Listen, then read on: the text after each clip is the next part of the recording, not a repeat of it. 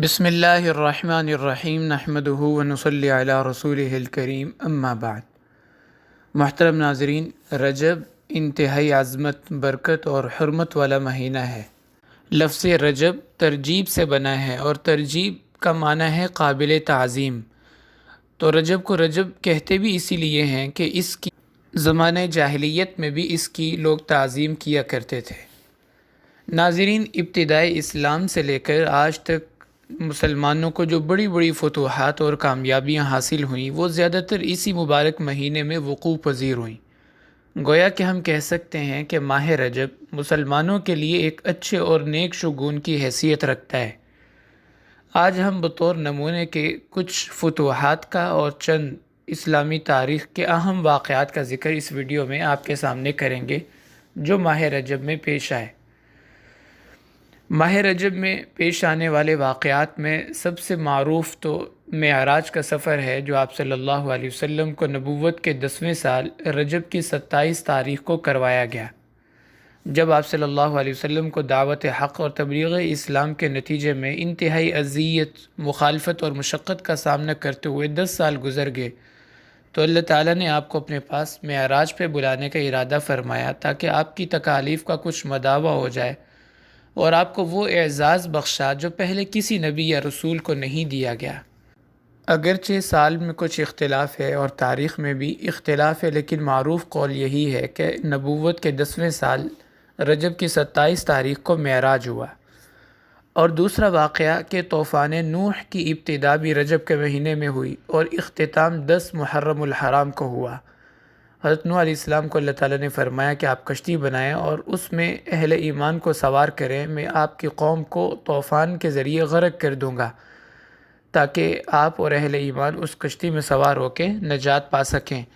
گویا حضرت نوح علیہ السلام کو ان کی مشرک قوم کی اذیتوں سے اسی مہینے میں اللہ تعالیٰ نے چھٹکارا اور نجات عطا فرمائی، اور 10 محرم الحرام یعنی 6 مہینے کے بعد آپ کی کشتی جودی پہاڑ پہ آ کے رکی اور پھر وہاں سے آپ روئے زمین پہ تشریف لائے۔ تو یہ طوفان نوح بھی رجب کے مہینے میں آیا۔ اور تیسرا واقعہ کہ مسلمانوں کو پہلی مرتبہ مال غنیمت اور قیدی جس لڑائی میں ہاتھ آئے وہ بھی رجب میں پیش آئی۔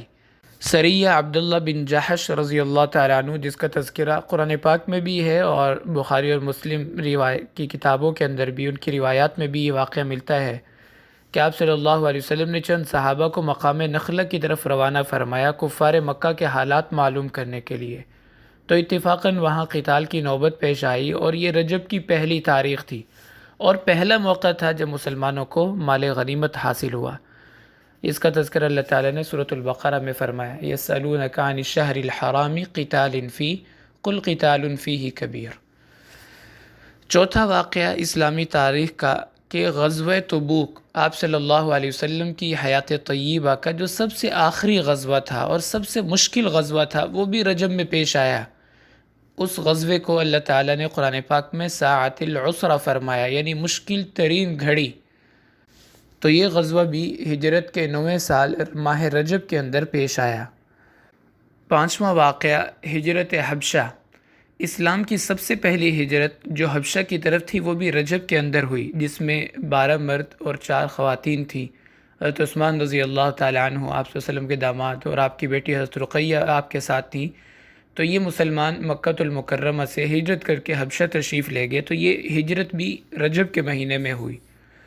اور چھٹا واقعہ کہ حبشہ کے بادشاہ نجاشی کی وفات بھی رجب میں ہوئی۔ ہجرت کے 9ویں سال رجب کے مہینے میں آپ صلی اللہ علیہ وسلم کو بذریعہ وحی بتایا گیا کہ حبشہ کے بادشاہ نجاشی وفات پا چکے ہیں، چونکہ انہوں نے مسلمانوں کا بہت ساتھ دیا تھا، تعاون کیا تھا، مسلمانوں کو تحفظ دیا تھا اور خود بھی وہ اسلام لا چکے تھے۔ تو آپ صلی اللہ علیہ وسلم نے ان کے اعزاز میں غائبانہ نماز جنازہ ادا فرمائی، اور یہ غائبانہ نماز جنازہ آپ صلی اللہ علیہ وسلم کی خصوصیت تھی اور نجاشی بادشاہ کا اعزاز تھا۔ اس کے بعد یا اس سے پہلے آپ نے کبھی کسی کی غائبانہ نماز جنازہ نہ تو ادا فرمائی اور نہ ہی اس کی ترغیب دی۔ ساتواں واقعہ کہ داماد رسول خلیفہ راشد حضرت علی بن ابی طالب رضی اللہ تعالیٰ عنہ کی ولادت بھی اس مبارک مہینے کی 13 تاریخ کو ہوئی، یعنی حضرت علی رضی اللہ تعالیٰ عنہ بھی رجب کے مہینے میں پیدا ہوئے۔ اور 8واں واقعہ کہ امیر شام صحابی رسول کاتب وحی حضرت امیر معاویہ رضی اللہ تعالیٰ عنہ رجب کی 22 تاریخ کو ان کا وصال ہوا، تو اس لیے رافضی جو ان کے دشمن ہیں، مسلمانوں کے دشمن ہیں، وہ اس تاریخ کو خوشی مناتے ہیں۔ تو 22 رجب کے جو کنڈے ہیں، مسلمانوں کو اس سے بچنے کا خوب اہتمام کرنا چاہیے اور کسی بھی طرح دانستہ یا غیر دانستہ اس میں شرکت نہیں کرنی چاہیے۔ اور 8واں واقعہ کہ دمشق کی تاریخی فتح حضرت خالد بن ولید رضی اللہ تعالیٰ عنہ اور حضرت ابو عبیدہ رضی اللہ تعالیٰ عنہ کے ہاتھ 14 ہجری رجب کے مہینے میں ہوئی۔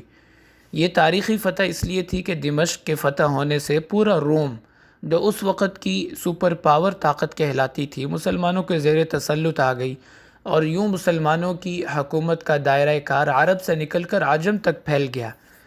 تو یہ فتح بھی رجب کے مہینے میں ہوئی۔ اور 10ویں فتح جو اللہ تعالیٰ نے مسلمانوں کو رجب کے مہینے میں عطا فرمائی، وہ بیت المقدس کی فتح تھی۔ حضرت سلطان صلاح الدین ایوبی رحمۃ اللہ علیہ نے صلیبیوں کو عبرتناک شکست سے دوچار کر کے بیت المقدس اور ارض فلسطین کا کنٹرول حاصل کر لیا، اور یہ واقعہ ہے 583 ہجری رجب کا۔ اور اب بھی رجب کا مہینہ ہے، اللہ تعالیٰ فلسطینی بھائیوں کی مدد فرمائے جو بالکل نہتے ہیں لیکن پوری دنیا کی سپر پاور طاقتوں کے خلاف اعلان جنگ کیا ہوا ہے۔